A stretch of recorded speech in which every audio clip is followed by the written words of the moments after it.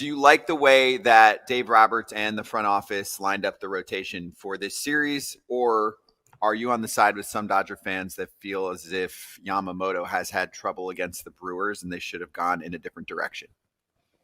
Yeah, I think ultimately it came down to who you wanted to have start twice this series between Yamamoto and Ohtani and what that kind of allows everyone else to do.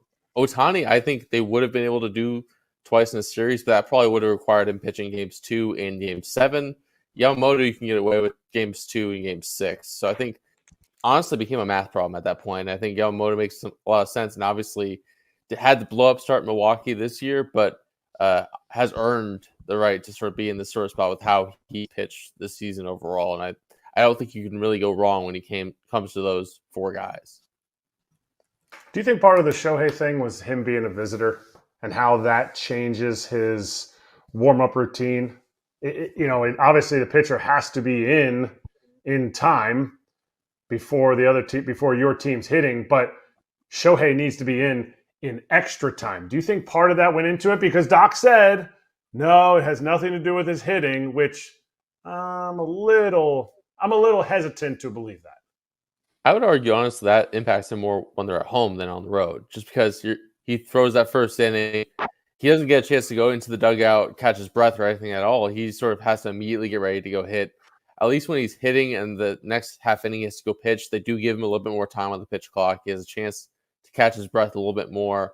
And you sort of see that at home especially. But you see this at both cases at home. On the road, he'll try to end the at-bat a little bit sooner offensively when he's pitching. But especially at home when he's sort of, you can tell there's some fatigue coming off the mound and immediately going and stepping in the batter's box. I want to talk a little bit about pitching a little bit. Sasaki came in again. It seems like he's a face to love. I mean, this guy, all of a sudden, it's like the new closer. He struggled a little bit yesterday, had to get taken out.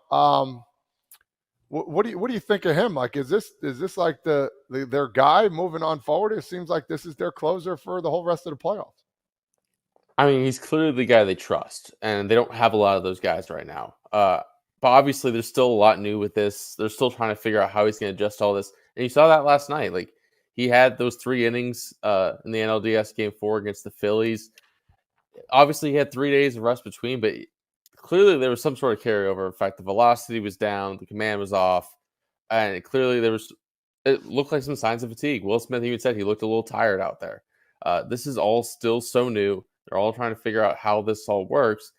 And they can't go through this World Series run if they're going to repeat if he's pitching in every single win. Like, they have to find other ways to still get through games. He's still the guy they trust the most, but they have to have other guys step up in that bullpen. Where do you see that happening? Because Vesia has shown in his small outing, and Blake Trinan has shown they're not the guys to get it done. Are we going to see Robleski getting a save? Is Emmett Sheehan going to get a save if Yamamoto goes 8 tonight? Yeah, I think Sheehan's the name you sort of look to. That's the guy that they see as possibly, they saw him as this possible secret weapon in this October run before Roki Sasaki really kind of took advantage of this opportunity and really jumped and took it. But Sheehan's still a guy they're really high on. Obviously, he's given up a few runs over the course of this series, but that's a guy that they really like to bet on. If there's another lefty besides Vesia that they trust, I would say it's Jack Dreyer, actually, a little bit before Justin Robleski, just because of how steady he's been from all season long. But yeah, I think that it's going to be either of those 2 guys. It's got to be Alex Vesia at some point. They still do trust him. And Blake Trinan, you saw, like, obviously it has not been a good season for him. It was a terrible September for him. But Dave Roberts still went to him in that spot last night, and he came through. So I think they're still going to keep giving him opportunities to kind of show that their faith in him is worth it. But yeah, it's going to be interesting to see how they manage the 9th inning going forward.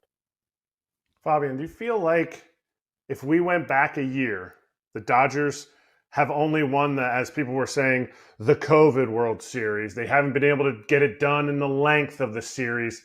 There was a lot of like, I don't know, it's a good team, but are they able to do it? To now where we are, they're 1-0 in the NLCS. Like, this is the best team. They're just unbelievable. Everything they do, they're so good. Do you think our view of them right now is jaded, or are they really this good and like pretty much unstoppable? I wouldn't say they're unstoppable, just because like we talk about the bullpen, like that's obviously something that's going to kind of be an issue throughout here. But I do think that there's something to what they were able to tap into last October. The fact that this is a lot of the same group, they understood what it takes, and I think they kind of knew, especially if you get out of the short series. Once these series get stretched out, it comes down to like who's the more talented team. And I think more often than not, it's going to be the Dodgers. And I think they kind of understand that they can sort of break down teams over the course of a longer series. And there's a confidence that comes with that. I think they are playing with a lot of confidence that came from winning the World Series last year and the way that they did it. And I think there was something too in 21, they ran out of gas, 22, 23. You start to hear like, oh, they can't really finish it off in a full season. You start to believe that or buy into that a little bit, and that gets in your head a little bit. I think they are past that point now. And there's a confidence that they're sort of playing with in October, knowing that they've done it before and that they know what it takes to sort of do it again. Knowing what they've done before, Freddie Peralta has faced this Dodger team 4-2, 3.29 ERA in his career starts against the Dodgers. How do you think he fares tonight? I think this is a big opportunity for the Brewers to come through. This is their number one guy. How do you think the Dodgers step up against a guy like Freddie Peralta? Yeah, I think like obviously the numbers that Peralta has against the Dodgers are pretty good. I will say I feel like they see him pretty well. And I think even yesterday, like they only scored the 2 runs. You could argue they probably should have scored 6 if that ball goes over the fence with Max Muncy earlier in the game. But like they saw the Brewers pretty well. They saw all their top arms pretty well. They hit the ball hard. They had traffic on the bases all 2 innings of the 9. I think the at-bat quality was good yesterday, and it has a chance to be good tonight. But Peralta's obviously a tough guy. If he has an outing where he's on, obviously it's gonna be very difficult for the Dodgers. But I do think that this is a guy that I wouldn't be surprised if the Dodgers had a good outing tonight. What was your take on the insane double play? And I know you get to watch Teoscar Hernández all year long. I love him as a person. He's a great interview. He's super clutch. Dodger fans love him to death, but he does make these mental gaffes somewhat frequently. Would you agree? Yeah, I think that's something that even within the Dodgers has been a thing that they've kind of talked about, and that's why they sat him for a couple games in September, like where they just needed him to kind of lock in. And I don't know if even yesterday was necessarily a lock-in situation. I think he was one of those. It was such a weird play. It wasn't clear to me in the press box that like he had caught it or that it hit off the wall. I could only imagine for Teoscar at third base. But I will say, like, the Dodgers ran into this sort of similar play in May against the Mets where I think Tyrone Taylor was colliding with Juan Soto. He bobbled the ball, but they knew that as soon as the ball hits glove, you can go.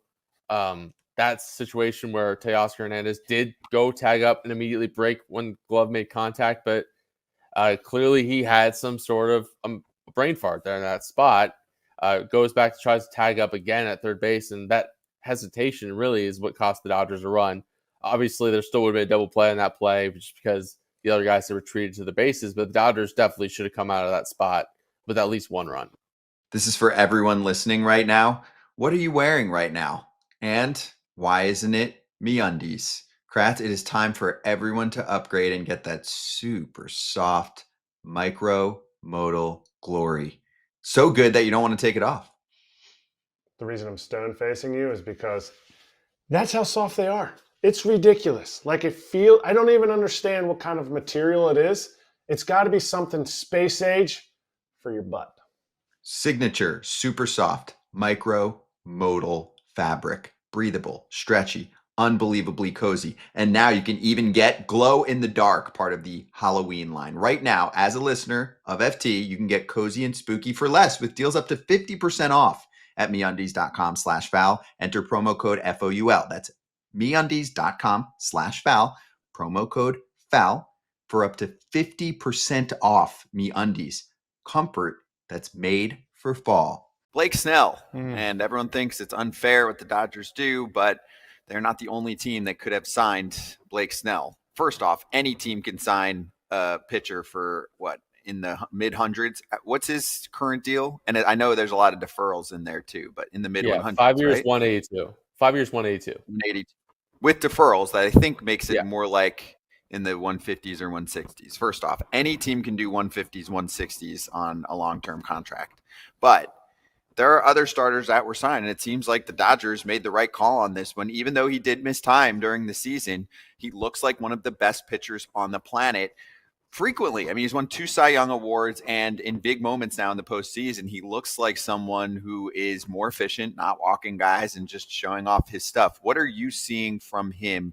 And do you feel like the Dodgers will take on too much of they can just buy everyone if they end up winning this series and getting to another World Series? I'll just use the example. Like Max Fried had a great year for the Yankees, but he had a clunker in that Toronto series. We haven't seen that from Blake Snell. So Dodgers made the right call so far in the postseason. Yeah, and I think with Snell specifically, like this past offseason, he did say like he knew right away that he kind of wanted to be in LA, but that doesn't excuse the previous offseason when he was around and didn't sign until spring training, and he didn't sign with the Dodgers, and every team could have signed him, and they didn't. But yeah, I think what we're seeing out of Snell is like this is the guy that he always thought he was, where he has 4 incredible pitches that he knows how to use, that he can locate where he wants to. And yes, he has had a history of walking guys. He has had a history of nibbling, and that's part of why he's so successful, his ability to kind of avoid the big swing. And he's really good at that. He's really good at locating pitches, an inch or two off the plate, and getting guys to swing at them. I think what he's learned and talked about like with maturity is all the different ways, all the different hacks he can find to do that and remain efficient. And I think you saw that yesterday where, yeah, he was racking up the strikeouts, but he still, I think he was at 77 pitches after 7 innings. Actually, after 6 innings, 91 pitches after 7 innings, 103 pitches after 8. Like his pitch count was low enough for Dave Roberts to even consider him in the 9th inning. And this is a situation where this is a guy who had only pitched into the 8th inning. This was the 6th time in his career he's done that. But obviously, he's clearly shown that development over the course of the season, knowing how to get quick outs when he needs to. And honestly, a team like the Brewers, where they make so much contact, that kind of played into his favor, where he was able to deeper into a start and understand, like, I can get soft contact if I keep throwing changeups here. And that's basically his recipe to success last night. Can you evaluate how Doc Roberts has managed these games? And then I have a follow-up based on what you say. I think doesn't know what he has back in the bullpen. I think that is influencing a lot, but also he's trying to cling to what he can in that bullpen in hopes that he could find enough pieces to make this group come together. I think he has developed enough trust that quickly in Roki Sasaki that he thought Roki Sasaki was the best option in the 9th inning, which you can quibble with that, yes or no, and you could argue that, yes, you want Blake Snell to go batter to batter at that point, but then that might take Roki Sasaki off the table because they've been really cautious. They want him to only come into clean innings, or at least he's only done that so far. So all of a sudden, then your options in case Snell doesn't have it in the 9th inning change a little bit. So I think having a lack of reliable alternatives has kind of forced him into situations that I don't know if he makes these same calls last October. I mean, he definitely doesn't if he has last year's bullpen. So you're seeing a different strategy for how he's managed a pitching staff, definitely compared to where it was last year. So Charlie Manuel used to always say, anytime he'd get his 1,000th win or 500th win, he said, it's because I got good players. Do you feel like he has enough good players in that bullpen that he really isn't going to make a bad choice, and yet he continues to go with the guys that got him the ring that he had before? Or do you feel like he is able to view what is working and get them out of there soon enough, like last night with Roki? Yeah, I do think there's like a balance there. I think one thing he talked a lot about last October, going into last October, is like he's learned that he's going to go with the guys he trusts. And I think that became very clear last October who he trusted. And Blake Treinen was the top of that list. I think there's something to that where he's going to keep trusting Treinen in the hottest of spots just because he knows that whether he gets hit or not, like it's not going to be because the moment speeds up on him. But also, I do think that his ability to trust Roki Sasaki so quickly is kind of a testament, not just like where the bullpen is at right now, but also his ability to kind of adapt and just sort of see what is working and what is not, and understanding that. Obviously, there have been cases where maybe like you're trying to scramble at some certain points, especially with the 3-batter minimum, where even if a guy doesn't have it, you're kind of stuck with him in that spot for at least a couple hitters, especially if you're trying to get someone up. And if it's someone like Roki Sasaki who needs a little bit more time, then all of a sudden you have to make that decision a little bit sooner. So it's definitely a balancing act for him.